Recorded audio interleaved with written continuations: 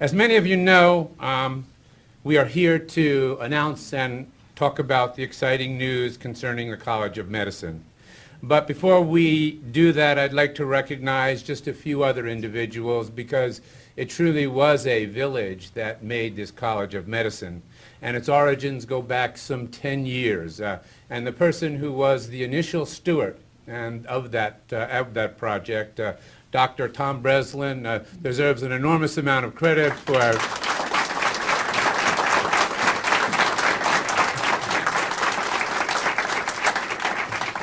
Then he got a Confederate, Dr. Carlos Martini, who was not able to be here today, but also became an enormously important individual in moving this idea forward.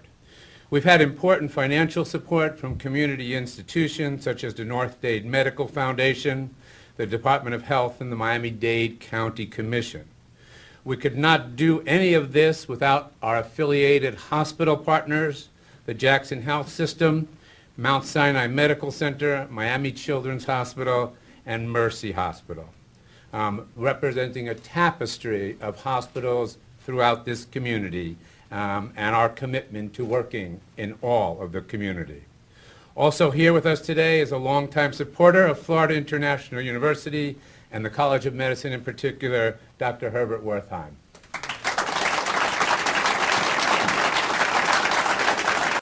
And I'm grateful that we were able to begin this project in time, that we will be able to make a contribution to this community, to bring doctors here, to educate students, to provide residencies for them here, to provide medical training for them here, and then to have them stay and serve this community.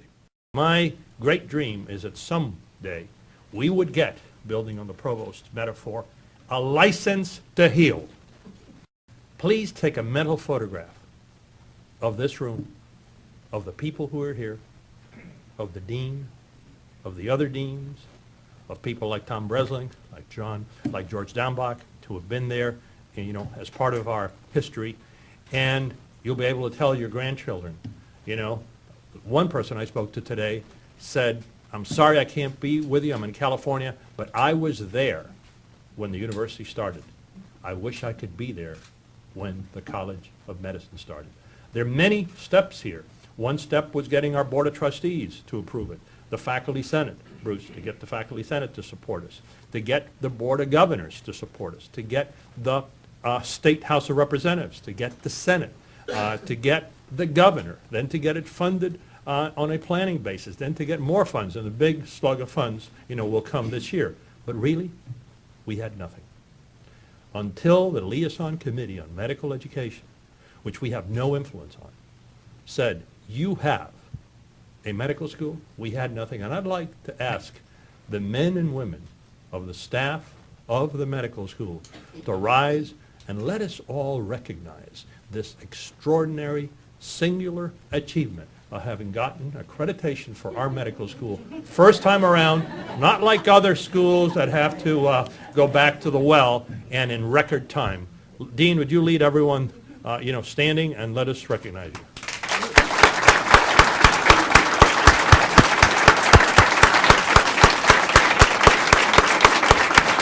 Congratulations. And it depends on the men and women of our medical school, those that are here now and those that are yet to come, to build the promise of this medical school, which will have an impact financially as big as the whole university is now. It'll be a multi-billion-dollar enterprise with 10,000 of jobs, opportunity, clean, good jobs. And in addition to that, we will be adopting a part of the poorest part of this community, so that our social workers, our psychologists, our public administration experts, our medical school, our public health, all of our students and faculty will be helping to bring those areas and maybe serve as a model, you know, for the country.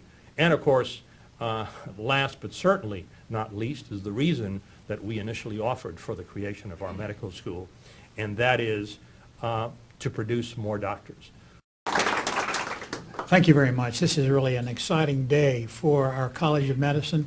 For truly, it's an opportunity for us to create a curriculum for training men and women in medicine that's innovative and different. And initially, when coming to FIU and interviewing, I met with Herb Wertheim, and he said, "You do believe in preventive health, don't you?" And I said, "You bet. That's where it is. We've got to keep them out of the hospitals. We have to keep them healthy."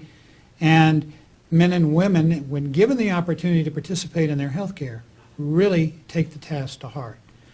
What we want to do is take the opportunity to go out into communities and in the process of educating men and women in medicine, learn differences in culture, learn differences in how men and women take upon the task of their health, and to learn the challenges of following through health care and taking care of families. That health is not just, if you will, the holistic health of an individual, but it's the community environment. It's looking at how safe the community is. It's looking at how the nutrition of the community is focused. It's looking at the social issues in the community, all of which is part of the environment in which we live. This college has a distinctive curriculum which is based in the Urban University Coalition. That is, FIU belongs to this community and wants to make a difference by going out in the community.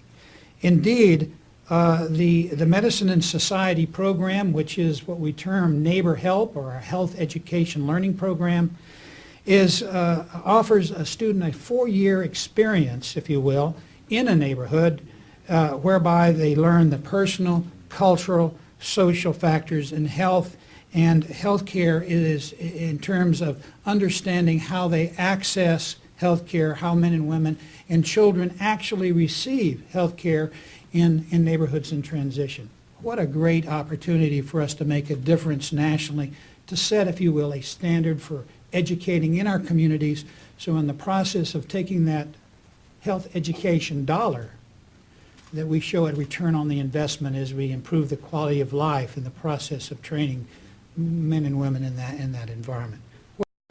So this is just the beginning, and as we move forward over the next several years, we'll be working with our community leadership as a university, a College of Medicine that is the College of Medicine of the citizens of South Florida. Thank you very much.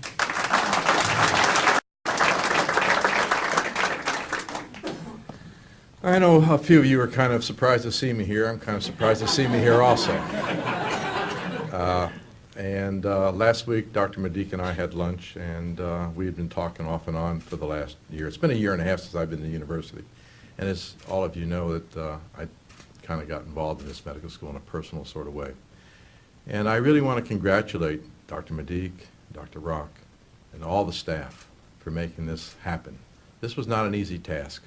From the very beginning, when we had the first idea almost 10 years ago, and when I stood up and I said, this community needs a medical school because my employees cannot get doctor appointments, and we need to do this. Well, it's come to pass. So I want to congratulate all of you for a great job well done. I want you to know that I'm here to help and support FIU from the bottom of my heart. Thank you very much.